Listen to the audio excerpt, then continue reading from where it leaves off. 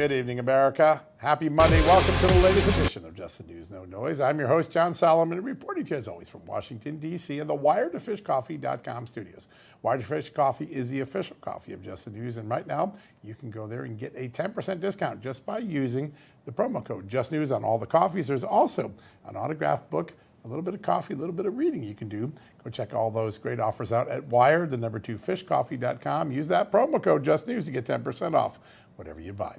All right, another day in Washington, another lie exposed. For much of the last several weeks, we have been hearing from the legacy media that Donald Trump was underperforming Joe Biden when it came to deportations. That in fact, Joe Biden's last year had a higher rate of deportations than Donald Trump has achieved in his first 3 months in office. There's just one problem with that story.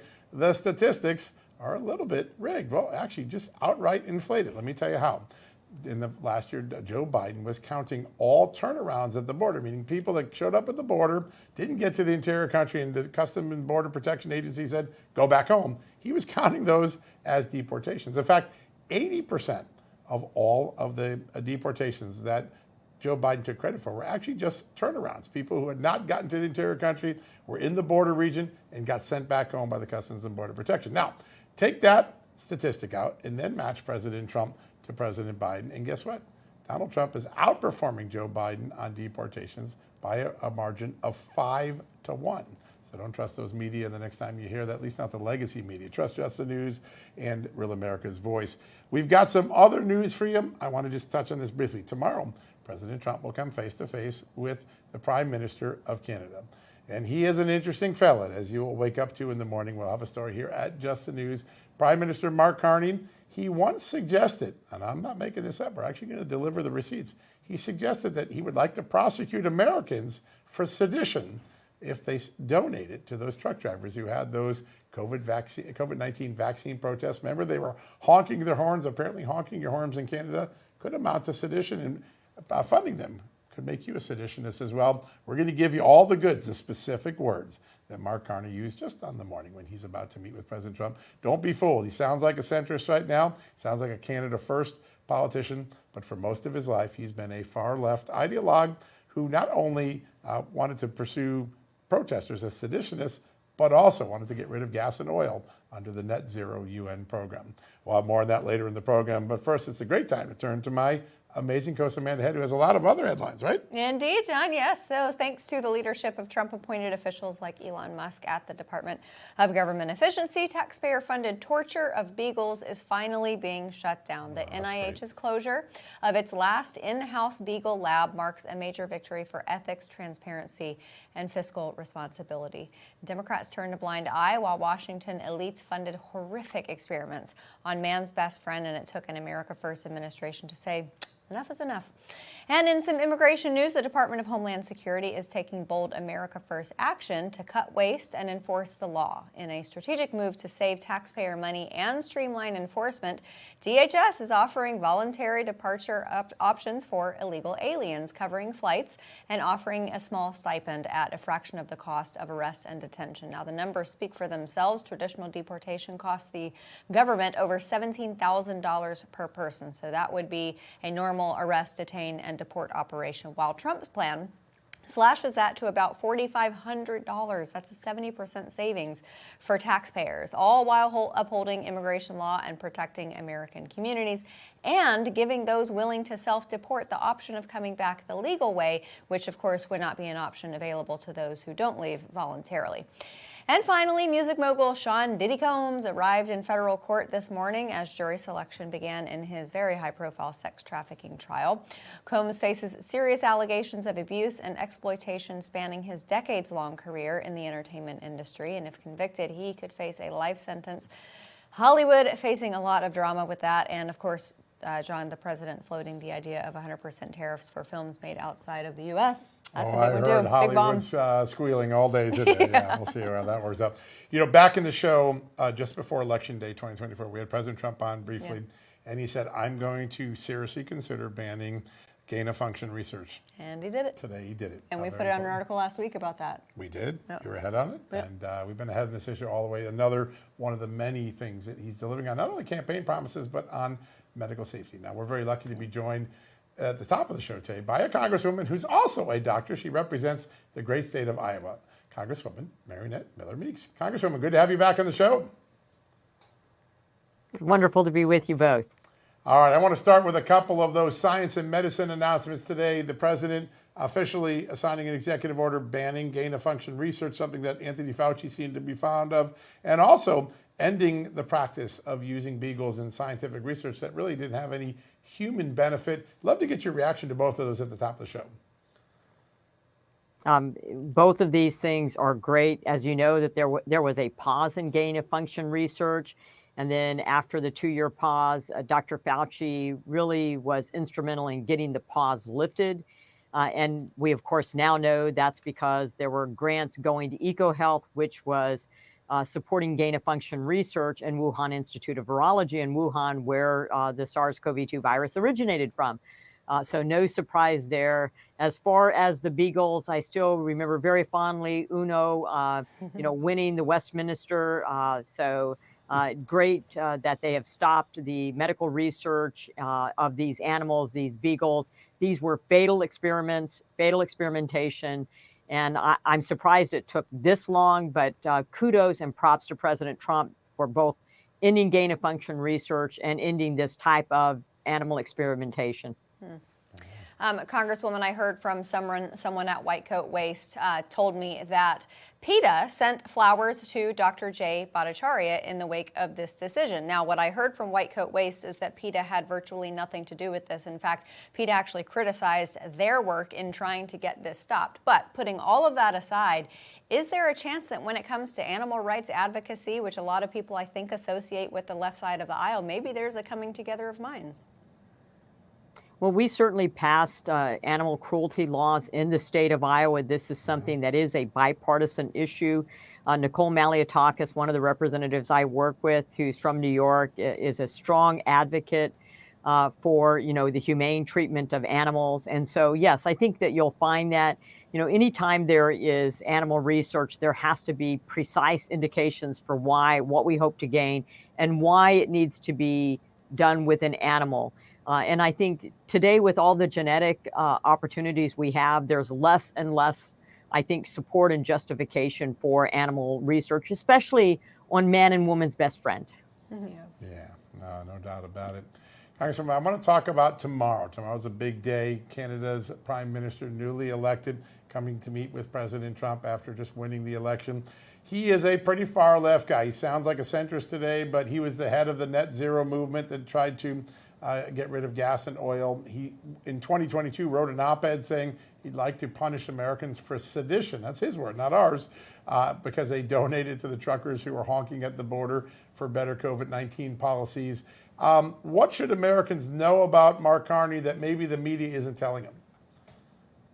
Well, this is a far left radical individual, very much what you see with people unhinged protesting in all of our districts today. He is not what he seems. And, it's no surprise that after the election, Alberta then wanted to join the United States. So that gives you an indication of what they think the policies of Carney's administration will be. Yeah. And the whole trucker debacle, I mean, we saw the same kind of suppression of the media. We saw, President Biden try to coerce and pressure social media companies into suppressing information, not allowing information, canceling people. And so this is just even farther beyond that because they were taking money out of people's checking accounts. So it's the height of authoritarianism. Democracy is alive and well in the United States, as is free speech, as is freedom of association, but very concerned about Canada. So I think tomorrow's meeting is going to be extremely interesting. I wish I wasn't so busy so I could watch part of it. It's going to be good TV, must-see TV, I Absolutely. suspect, yeah. And Canada is an interesting case where a few months ago, Poilievre was ahead in the polls and it looked like Canada was going to turn conservative, and then they went even in an even more liberal direction. And my concern is that we could possibly be seeing that here. We just saw over the weekend your colleague, Congresswoman Alexandria Ocasio-Cortez, getting heckled by a pro-Palestinian protester, a small faction of their party that is dragging them further to the left. How do they equalize? Well, I think, they still haven't learned their lesson from the 2024 elections. I mean, so they are tacking further to the left. They lost the election because their policies didn't make sense for the American people. They were not aligned or in tune with the American people, and they remain tone deaf. Oligarchy, fight oligarchy. Number one, most people don't know what oligarchy is. And even if they knew what it is, that's not what's happening in this country. I had a woman sitting in my office waiting to see me. And when I came in and met with her very calmly, and she said she was concerned about democracy. And I said, well, Senator Bernie Sanders came to my district to heckle me, to antagonize me, and to motivate people to protest me. I said, there are protests going on. There are, fake town halls going on for people to heckle and jeer and boo. And I said, all of this is happening. I fully support people's right to free speech, right to freedom to associate. And that tells you this is happening in this administration, contrast to the Biden administration. And it tells you democracy is alive and well in this country and in the Trump administration. It's a great point. Actually, the fact that it's tolerated shows you that democracy is alive and well, even if we don't agree with it. Congresswoman, Yes. Earlier today, Pete Hegseth, the defense secretary, announcing that he wants to cut the top ranks of the military uniform officers. I think by 20% was the number I saw in the announcement. There is some question about whether the Pentagon's become top heavy over the years. A lot of 4 stars, a lot of 3 stars. But meanwhile, the military itself fell farther behind on recruitment, fell farther behind in readiness. You served our country so bravely for a long time. Your thoughts on where Pete Hegseth is headed with the Pentagon, specifically with this cutting the overhead a little bit? Well, first and foremost, I think like all large organizations, and these are private businesses as well, you become top heavy over time. You become heavy in management. And so it's difficult for people to move up the ranks into those slots. So I think a very thoughtful review of what the ranks are, what the status is, what they're doing, how they're contributing, and how are they really helping us to be warrior ready? Are they helping us to do the job that we need to do, to be ready, to be prepared, to be in a position that we can go anywhere at any time? And I think that careful review is being done by Secretary Hegseth, also a great military veteran. And this may help people in the lower ranks to move up, which I think is very important because they bring a different energy, a different dynamic. They bring wartime experience with them as they go forward. So I think careful review is certainly warranted. And I'm interested to see it. I'm one who, with the disastrous, incompetent withdrawal from Afghanistan that cost 13 young men and women their lives, 13 new Gold Star families. At that time, I called for the resignation of General Milley, Secretary Austin, and Secretary Blinken. They've never been held accountable for their actions. I can tell you as a nurse in the Army going up against my superiors, which then got me called into the Chief of Staff and got me in trouble. You do the right thing. You protect your servicemen and women. And if that means you go against or you convey your differences to your commander-in-chief, you convey your differences. And if you still feel it's the inappropriate action, you resign voluntarily and not carry out things that you think are going to harm your servicemen and servicewomen. Yeah. Principle above politics, principle above career advancement, even. You do the right thing. Yes, sir. Congresswoman, you are a great example of that in Congress. You're always working on the front lines, and you always put common sense, as all the great Iowa politicians do, at the forefront of all you do. Great to have you on the show today. Thanks for joining us. Wonderful to be with you. Thank you. Yeah, we enjoy you so much. All right, folks, we're going to take a quick commercial break. When we come back, a lot more to talk about in this science and medical world, and what better person to have than Dr. Peter McCullough going to be joining us right after the commercial break.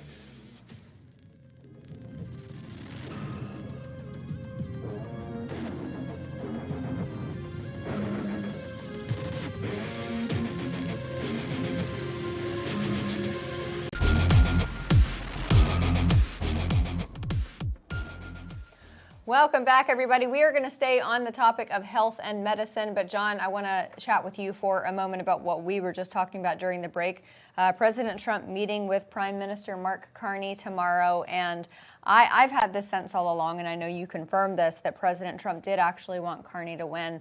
I feel like President Trump sees him as a weaker negotiator, possibly. He's got citizenship in 3 countries, so is his alliance, his allegiance to Canada such that he would be a strong negotiator for Canada? I don't know. Yeah, listen, I don't know if he wanted him to win or not, but he certainly thought he could get a better trade deal deal with Canada. And I think that's so interesting when you look at it, how Donald Trump looks down the field and says, hey, this guy, no one's going to say you can't go against your own party. I'm going to crush it. If he doesn't want to give me a good deal, I'm going to crush him. And he's going to cry uncle long before the United States is going to feel the effects of this. Yeah. That's sort of how he looks at this. I think there's another dynamic, and the Congresswoman alluded to this. I think it's really important. Right after the election, you heard Alberta, the mineral and energy-rich province of Canada, say, maybe we will become the 50th. Maybe we'll bail out of here. They bet on Donald Trump. I think you're going to see an end run after this meeting. I think you'll see tomorrow a Mark Carney who's very smug and very anti-American, and I'm standing up for Canada, and you insulted my country. And Donald Trump like, no problem for insulted. I think it'd be a good deal. I think in a couple of weeks, you're going to see Canadian energy companies come in and set up a subsidiary in the United States to go around their prime minister, to go around their country, and to do business with the United States because they know that American business is better for Canada than what Mark Carney is. And also they know Mark Carney was the ultimate anti-fossil fuel, anti-gas, anti-oil guy. This guy ran the net zero initiative under the UN flag. He, as you said, he's a globalist. He's got 3 citizenships, right, if I understand correctly? Yep. He is everything that Canada will soon realize they don't want. I think Donald Trump wants to speed that recognition with what he's about to do. Yeah, look, my husband's home province, I'll leave it in Canada. Alberta's good. Alberta, Canadians refer to it as the Texas of Canada. It is also, fun fact, where the world's richest rodeo takes place, the Calgary Stampede. No, Calgary is a fantastic city, amazing restaurants. And then, of course, as most people know, outside of Calgary is Banff in the Canadian Rockies. So I wouldn't mind taking on Alberta. Yeah, listen, I think that this movement of these energy companies, listen, under a Carney administration, energy is going to languish in Canada. Yeah. They want to do business with America, and I think it's the beginning of that tip-in that Donald Trump was hoping to occur. Now, will we really have a 51st state called Canada or Alberta? I don't know. But the idea that Donald Trump strengthened his hands by the way he's playing this, I think, is really what we should be watching for. Now, it could always backfire. We've got to watch and see how this plays out. Now, you had a great story over the weekend that everyone was talking about. It was the number one story on the site all day Sunday. President Trump's getting really close to some trade deals. Yeah, absolutely. He hinted at it after your story. That's right. In particular with India, I think that, and I had a conversation with someone last Friday regarding this, and I used actually some of the quotes in the story. Yeah. India is very willing and capable to take on industry from China. So for like Apple, for instance, that is going to move most of their manufacturing to India, or at least for their U.S.-bound iPhones. Sure. India is extremely capable. They also understand the situation that the United States has been put in ever since COVID with respect to PPE equipment and especially pharmaceuticals. They are ready and willing to take over that. And I found this out. India is the youngest population in the world. It's amazing. So they have all of these young citizens who are ready to work in the tech sector and move that along for the nation of India. Now, one of the sticky points, and I imagine this is going to be a part of the conversation that President Trump has with Modi, is the intellectual property conversation, because India has been on a list of about 20 nations that are that are high risk for IP theft. So I think that's going to be a big part of the deal. I want to fling one more at you, since we were talking about our country north of the border. South of the border, I think, is where a lot of these deportations are going to head. Yeah. The notion of $1,000 stipend and a trip back home saves a lot of money. Yeah, that's it. Do it the most efficient way. Whatever you can do to get this. It doesn't have to all be by force. It doesn't all have to be by massive at taxpayer expense. Let's see how many people do it. And he's incentivized them, right? Which is, not only do you get a ticket and $1,000, but you won't be penalized if you come back in the country as having illegally entered. You'll get a chance to lawfully enter the next time. That's very compassionate. It keeps families together. It keeps the possibility of not being locked up in a nice detention center, a very important part of it. I think it's going to play well in the border thing. I know we're trying to get Dr. Peter McCullough. I don't think we've had luck connecting with him yet. So we have. Okay, perfect. Let's bring him in. Going. But no, I don't think we have him yet. No, do we? Oh, we don't. Yeah. Oh, we do. He's right there. All right. Fantastic. Perfect. There he is. Hi, Dr. McCullough. Thank you so much for being here. Thank you. We overcame the tech issues. Great to be on. Perfect. That's awesome. Good, good, good. Okay, here in Washington, stuff is blooming out the yin yang. Pollen is everywhere. I hear so many people sniffling and snarfing and coughing and huffing. And then I hear about people getting the flu, but it seems like people are a little bit more reticent regarding the flu vaccine. Are we all in good shape to just kind of slide through and hope that our bodies take care of it as far as our immune system? It was a particularly severe flu season. It's essentially over. The flu vaccines didn't work. That's one of the reasons why we had a higher case count. But people are through this now. We recommend nasal sprays and gargles twice a day. Wellness Company has Immune Mist. That's fine to use. Everybody should do it twice a day. I just flew yesterday on the airplane. Let me tell you, 300 people on the airplane, somebody is carrying a virus. Definitely true. Definitely true. That's what makes those products so great. Sir, you've been talking about some interesting new developments. It used to be a dirty I word, ivermectin, but today it's coming back into fashion the way it used to always be. Ivermectin and mebendazole. I think I made a massacre. You got it. You got it. But the new off-label potential for that. Talk a little bit about what you're seeing there, and maybe some openness in the scientific community to go back to science and not politics.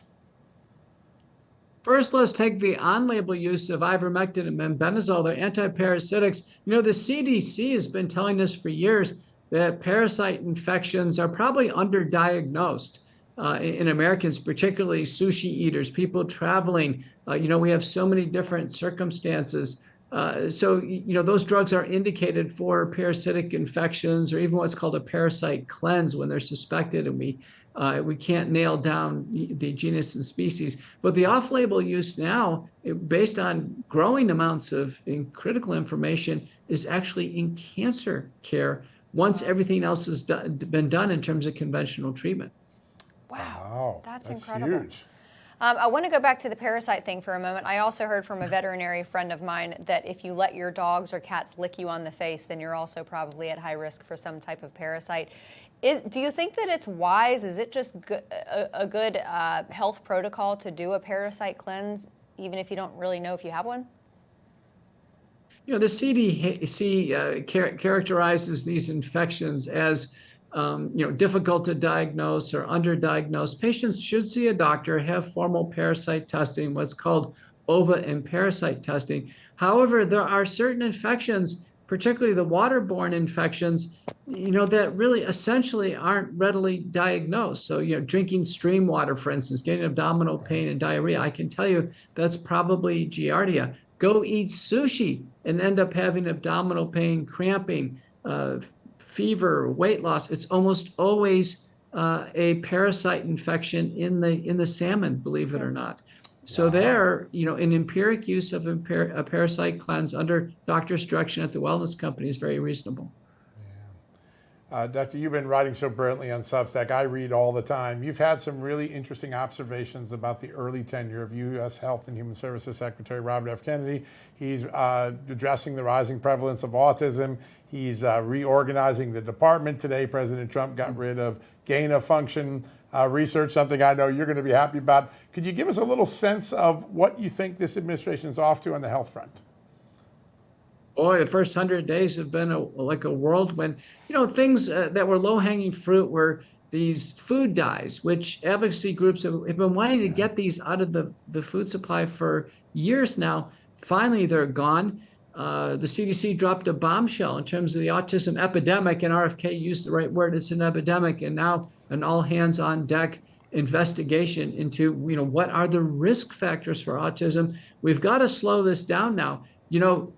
Profound autism, which means an IQ less than 50, 24/7 care, can't use the bathroom unassisted. That's now 27% of the entire autism spectrum. Wow. That means states like California, 1% of children are that severely affected.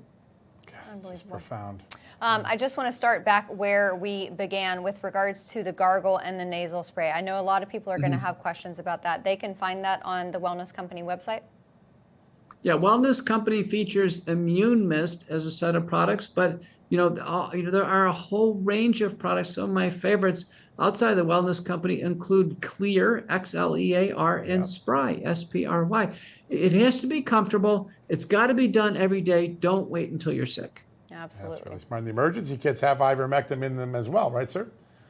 The emergency medical kits have the ivermectin, hydroxychloroquine, azithromycin. The field kit, John, you would probably like that. It really has the largest array of antibiotics and other critical drugs, particularly as these trade negotiations with China wear on. Yeah. We are concerned about constraints of the drug supply. That's a really great point. You All may of have a those hard kits time are getting wonderful. them. We started with the blue one, but we intend to get more, especially the travel one, because we plan on traveling. My boss doesn't know that yet, but we do plan on it. Look at that. You found out something. All right, everybody, go to twc.health/justnews to get your wellness kit today, and you can save 10% by using promo code JUSTNEWS. That's twc.health/justnews. Use the promo code JUSTNEWS to save 10%. Dr. Peter McCullough, always a joy to have him here. He always has such great wisdom. Learn All so right, much. everybody, from the Wellness Company, we'll be right back after this. Hey folks, how many different beauty potions do you have sitting on your bathroom counter right now? Well, I have found the secret serum, and it's Vibrance Super C Serum. The ingredients in this one bottle can replace your day creams, your eye creams, the night creams, the neck creams, the wrinkle creams, and even the dark spot reducers. Made in the USA with the highest quality ingredients, including vitamin C, hyaluronic acid, vitamin B6, and vitamin E. Super C Serum delivers noticeable results. Now simplify your skincare routine, get a healthier complexion, and minimize wrinkles and age spots with Vibrance. Go to Vibrance.com /JustNews to save up to 37% off and also get free shipping. That's Vibrance, VIBRIANCE.com /JustNews.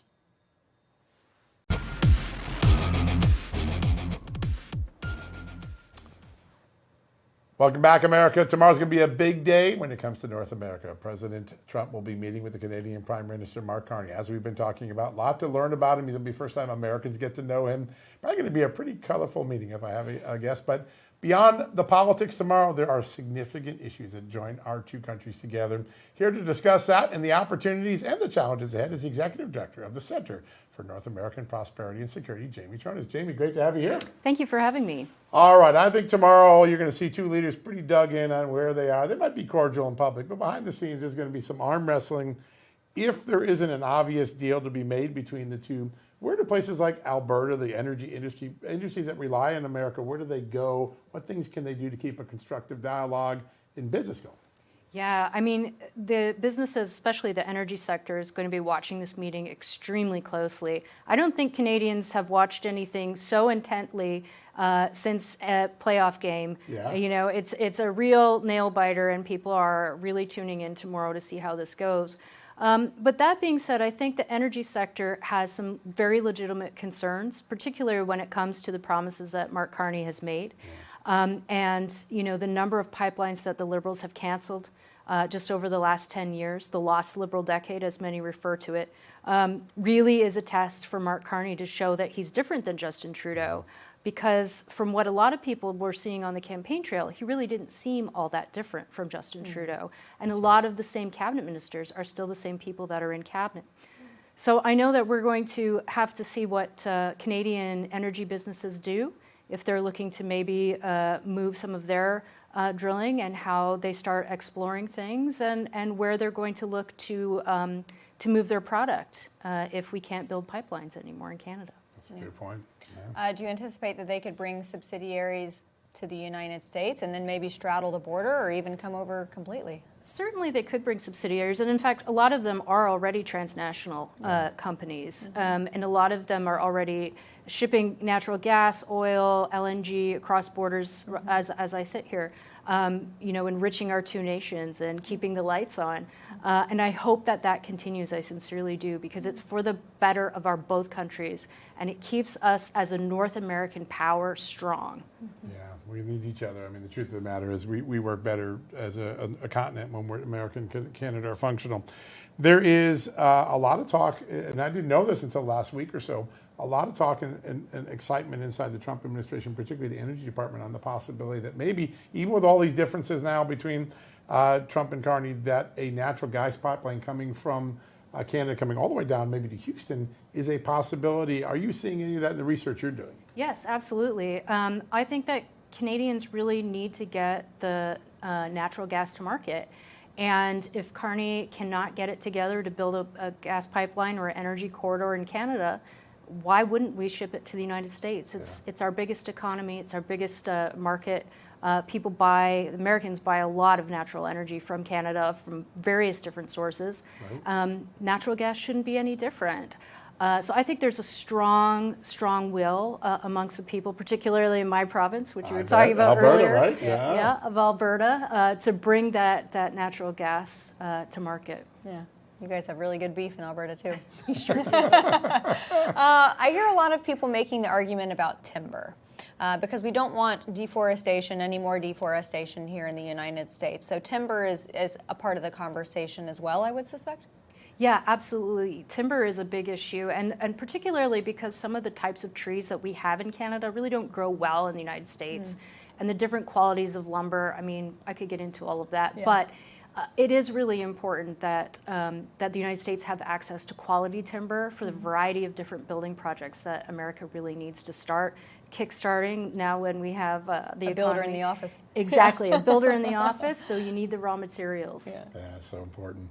A lot of people were talking, including the Congresswoman at the top of the show, that Carney has a problem in Alberta, particularly your home province. There's even talk of succession, not to join the United States, but simply to say, hey, we might have to go on our own if this liberal policies continue. That creates some complications for Carney, doesn't it? It absolutely does. You know, Carney has been saying and he kind of got caught during the campaign doing this. He was saying never build a pipeline in Quebec. He's had a discussion with the Bloc Québécois. From what I understand, they want to keep him to his word that he will not build any new pipelines or energy corridors through Quebec.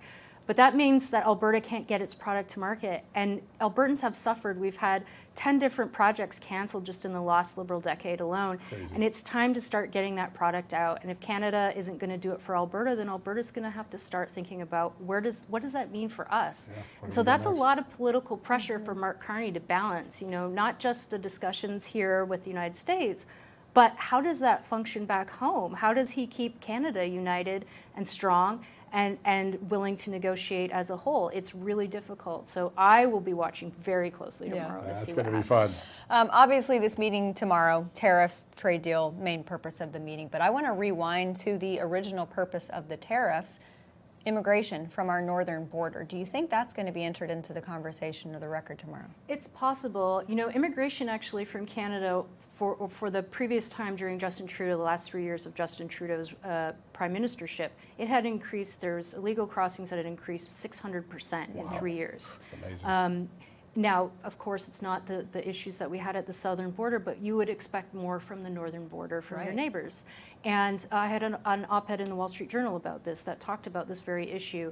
Now, that immigration has kind of flipped a little bit.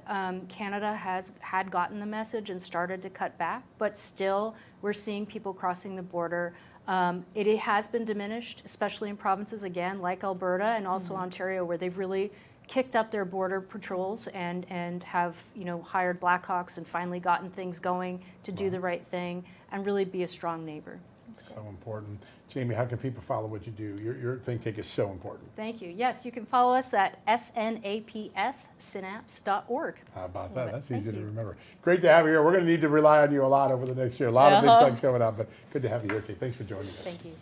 All right, folks, we're going to take a quick commercial break. When we come back, we have a little bit of material left from the Extraordinary American Border Story, first annual American Border Hero Award show we did last week. We have some more conversations with family. We don't want any of those to go to waste. We want you to meet every one of them.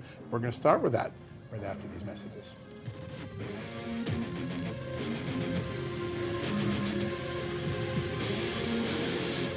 Hey, America, for decades, you've worked hard, paid your taxes, and stood by the values that built this great nation: honesty, accountability, and, of course, faith. But now you're seeing a government that's bloated, reckless, and in many cases, completely unaccountable. The good news, you're not imagining it, and you're not alone. President Trump is back in the White House, taking on unfair trade practices, fighting waste and fraud, and boldly reaffirming our Christian foundations. But even the strongest leaders need support from the people. That's why I recommend AMAC, the conservative alternative for Americans 50 and over who still believe in truth, transparency, and the Constitution. For just $16 a year, you'll receive the AMAC magazine access to exclusive money-saving discounts, and become part of a community that's holding government accountable. Now go join today at amac.us/justnews. Again, that's amac.us/justnews. Facts matter, your voice matters, and with AMAC, they're both being heard.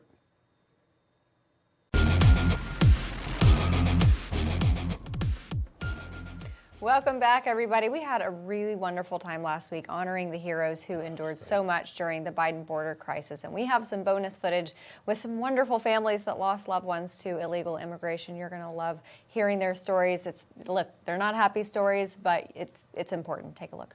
Thursday and Friday, we had the Extraordinary Award event here in Washington. I wanted to keep the conversation going into another week because we shall and should never forget the sacrifices and losses that the Biden era of border insecurity created for this country. If we remember the victims' names, if we remember what we did wrong, hopefully we won't repeat it in future generations. We've got another special segment here today on this Monday to get it kicked off. 5 more extraordinary angel parents who lost loved ones in the course of this extraordinary tragedy. I want to introduce you to them. We're going to go around the horn quickly, and then we've got an extra parent out in the audience with my amazing colleague, Amanda Head. Starting to my right, Anita Puckett. Good to have you here, Anita. Thank you. Right next to her, a familiar face, April Babcock. We were together about a year ago with the fentanyl special. Your story is so powerful. I'm really looking forward to talking about it again. Jackie Long, good to have you here. First time. I can't wait to hear from you. And then Jody Jones, good to have you here. Jody, I want to start with you. And we'll come this way around. We'll come back around. Tell us about your family. What happened? What should we know? You know, I want to thank the American Border Story and Real America's Voice first of all, okay? And if it wasn't for you guys, we wouldn't be here, you know, and telling our family stories. But I don't want to really tell you about how my brother died. I want to tell you about how he lived. Yeah. And I'm going to tell you a story, and it'll tell you everything you need to know about him. Is we were walking out of a convenience store one day, and there's a homeless guy sitting there, and he had no shoes on. And my brother Rocky and I were walking by him, and Rocky stops and starts talking to him, and he ends up giving his shoes to him. Wow. So we get in the car, and I said, Rock, what will you do now? He goes, well, Joe, he called me Joe. He goes, well, Joe, let's go to the store. I got to get me some new shoes. So I think that just kind of tells you everything you need to know about him. He was a good-hearted guy. You know, he was our big brother. Yeah. He was a son. He was a father, and he was good at every one of them. Wow. Amazing. What an amazing story. I've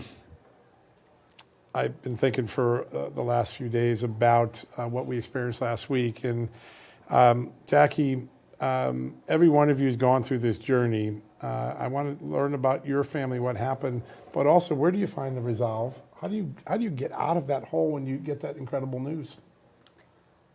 You know, it took a while. And I started looking around for groups and people diving into how my son died, which was fentanyl poisoning. So once I learned that, it was him and his girlfriend. Oh. They were found together. Oh. Both died of fentanyl poisoning.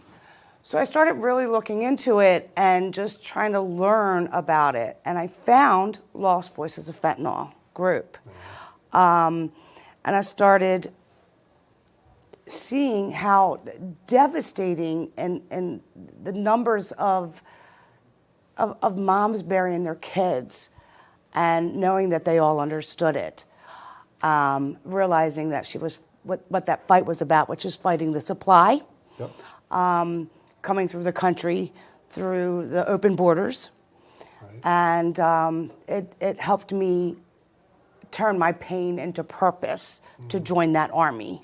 Sometimes I call us the unfortunate army, the mothers in mourning.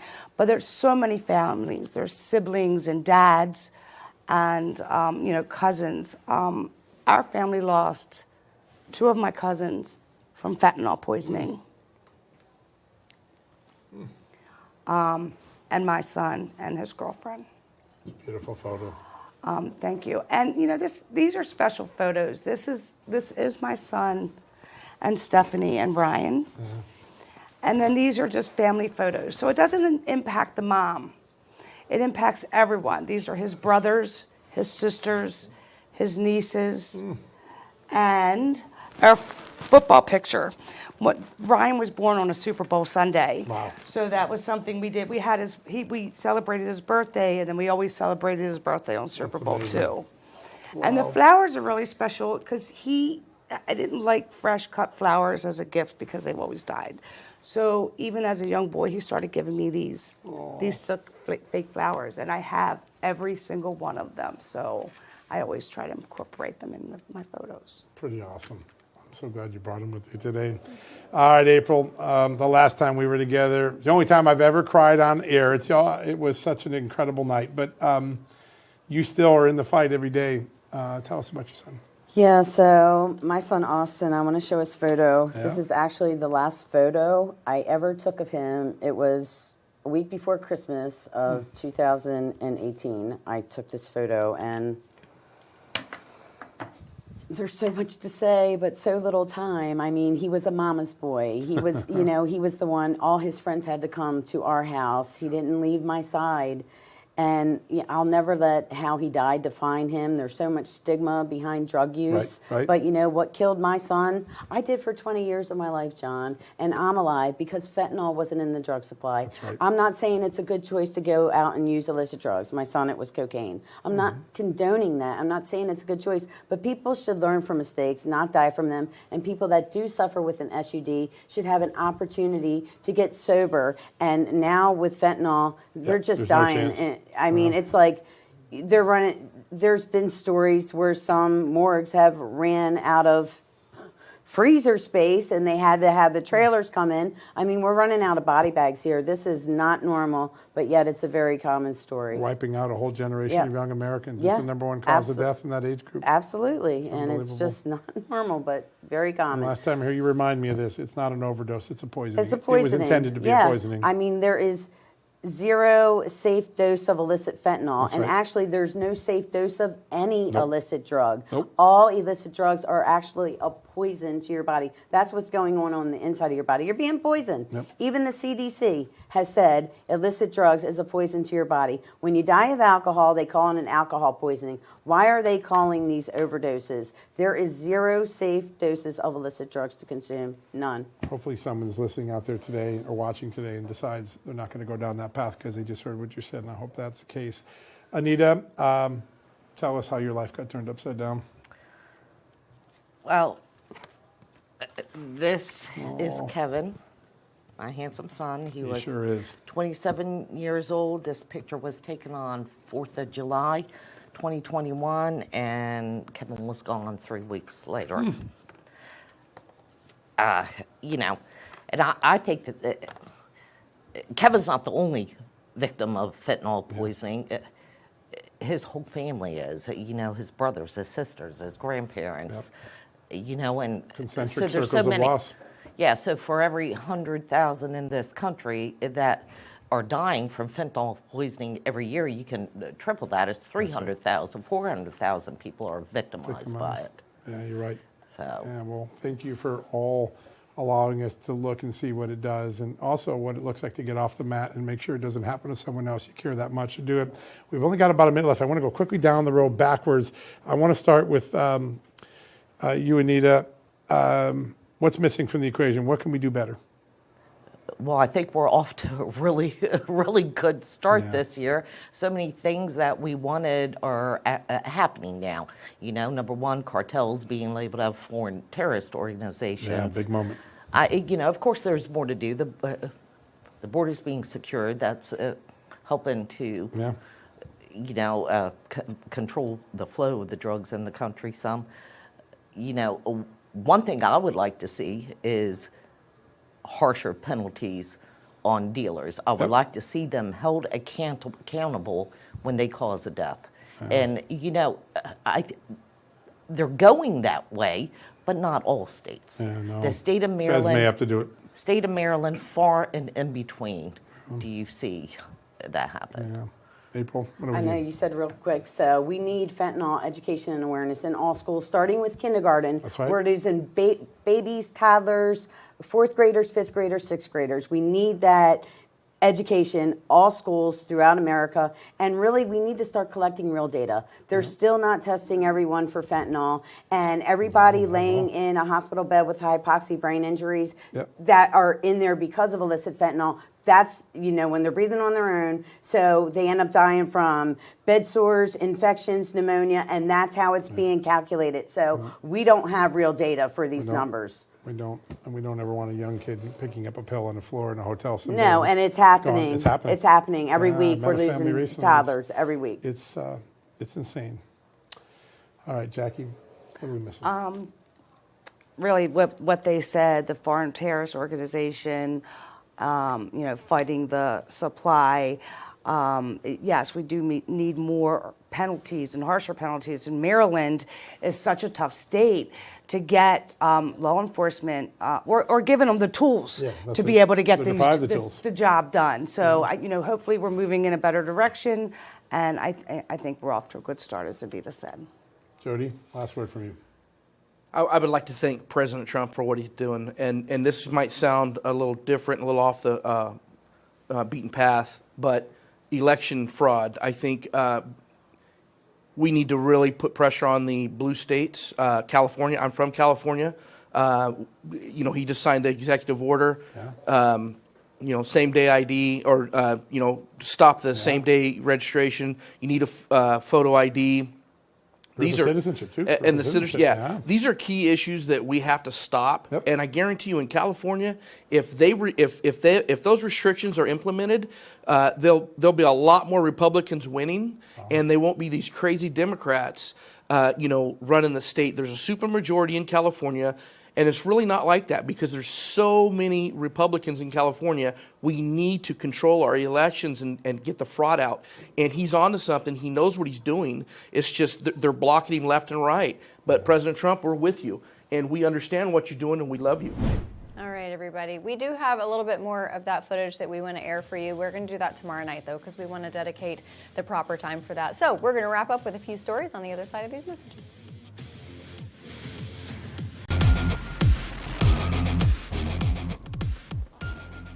Welcome back, everybody. I have one story that I'm going to throw your way, John, as our resident Catholic.